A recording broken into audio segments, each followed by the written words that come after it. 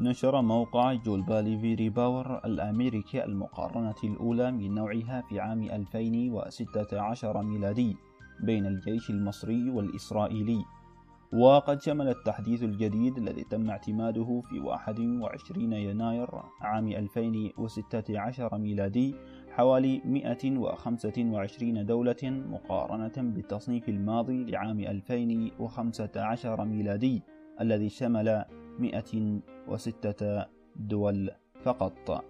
وجاء في التصنيف العالمي للجيوش لعام 2016 ميلادي أن الجيش المصري احتل المركز الرقم 18 في القائمة التي احتوت 126 دولة، بينما احتلت إسرائيل المركز رقم 11. ويلجأ الموقع في تصنيفه لمركز الجيوش إلى عدة عوامل يأتي في مقدمتها الكثافة السكانية وتعداد الجيش والعدة العسكرية، بالإضافة إلى القوة الاقتصادية والبشرية التي تصلح للخدمة العسكرية سواء في القوات العاملة فعلا أو قوات الاحتياط. يبلغ إجمالي عدد سكان مصر وفقا لإحصائية الموقع التي اتخذها مقياسا له 86.8 مليون نسمة، بينما بلغ عدد سكان إسرائيل 7.8 مليون نسمة. يبلغ عدد القوة البشرية المتاحة لمصر 41.15 مليون نسمة، بينما العدد في إسرائيل هو 3.5 مليون نسمة فقط. من يصلح للخدمة العسكرية في مصر حوالي 35.3 مليون نسمة، بينما أقصى قوة تصلح للخدم في إسرائيل لا تتعدى 2.9 مليون نسمة. يصل إلى سن الخدمة العسكرية في مصر سنويا 1.5 مليون نسمة، بينما لا يزيد العدد في إسرائيل عن 121 ألف نسمة. يبلغ عدد القوات العاملة في الجيش المصري تقريبا 468.5 ألف جندي، بينما في إسرائيل 160 ألف جندي فقط. أما قوات الاحتياط لدى الجيش المصري فهي 800 ألف جندي، وفي المقابل 630 ألف جندي احتياط لدى الجيش الإسرائيلي. عدد الطائرات الحربية لدى الجيش المصري بكافة أنواعها هي 1107 طائرة، بينما يكتفي الجيش الإسرائيلي ب 864 طائرة. ويبلغ عدد المروحيات لدى الجيش المصري 245 وفي المقابل 143 لدى جيش إسرائيل، بينما يبلغ عدد المروحيات الهجومية لدى مصر 36. وتتفوق إسرائيل في أول نقطة في تلك المقارنة بعدد مروحيات هجومية بلغ 48 طائرة. ويبلغ عدد الطائرات الهجومية ذات الأجنحة الثابتة في الجيش المصري 413، وفي المقابل تمتلك إسرائيل 242 طائرة من نفس النوع. ويبلغ عدد الطائرات المقاتلة لدى مصر 398 طائرة، ويمتلك الجيش الإسرائيلي 242 طائرة.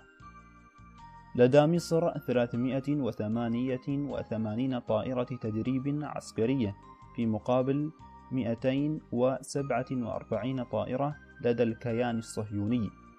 ويمتلك الجيش المصري 257 طائرة نقل عسكري، بينما يمتلك جيش إسرائيل 101 فقط.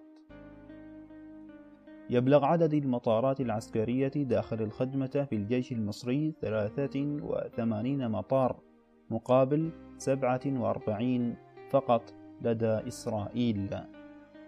يمتلك الجيش المصري 889 من المدافع ذاتية الحركة SPG مدفعيات الميدان، بينما لدى إسرائيل 650 فقط.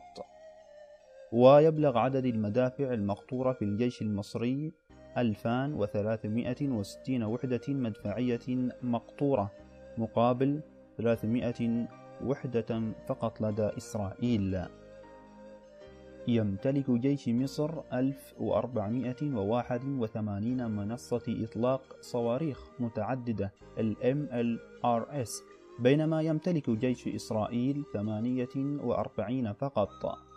مصر لديها 67 سفينة تجارية و7 موانئ، وفي المقابل لدى إسرائيل 8 سفن تجارية و4 موانئ. بلغت قوة الأسطول المصري 245 وحدة عسكرية متنوعة، وفي المقابل 66 قطعة بحرية لدى إسرائيل. مصر لديها 4 غواصات، وإسرائيل لديها 5 غواصات. لدى مصر 9 فرقاطات، ولا تمتلك إسرائيل أي واحدة منها. لدى مصر 6 طرادات، ولدى إسرائيل 3 طرادات. مصر لديها 19 كاسحة ألغام بحرية، ولا تمتلك إسرائيل أي منها. لدى مصر 124 زورق وردية، وفي المقابل إسرائيل لديها 56 زورق من هذا النوع. ويبلغ حجم الدين الخارجي لمصر 48.7 مليار دولار، بينما بلغ حجم الدين لدى إسرائيل 96.3 مليار دولار. ويقدر مبلغ الإنفاق للجيش المصري حوالي 4.4 مليار دولار سنويا، بينما تنفق إسرائيل 17 مليار دولار. هو حجم الإنفاق الدفاعي. الاحتياطي من العملة الأجنبية والذهب لدى مصر 17 مليار دولار، بينما بلغ لدى إسرائيل 80.7 مليار دولار. قيمة تعادل القوة الشرائية الدخل القومي لمصر 551 مليار دولار، بينما يبلغ لدى إسرائيل 273.2 مليار دولار. عدد القوة العاملة في مصر تقريبا 27.6 مليون نسمة، وفي إسرائيل 3 مليون فاصل 4. مصر تنتج 680 ألف برميل نفط يوميا، بينما تستهلك 850 ألف برميل، بينما إسرائيل تنتج 3800 برميل وتستهلك 240 ألف برميل. حجم الاحتياطي من البترول المؤكد لدى مصر 4.4 مليار برميل، بينما يبلغ لدى إسرائيل 11.5 مليون برميل. بلغ طول الطرق الخدمية المجهزة في مصر 65 ألف كيلومتر، مقابل 18 ألف كيلومتر في إسرائيل. كما يبلغ طول شريط السكة الحديدية في مصر 5000 كيلومتر، وفي إسرائيل 975 كيلومتر. يبلغ طول الطرق المائية في مصر 3.5 ألف كيلومتر، ولا توجد أي طرق مائية لدى إسرائيل. يبلغ طول السواحل المصرية 2450 كيلومتر، بينما يبلغ طول السواحل الإسرائيلية البحرية 273 كيلومتر.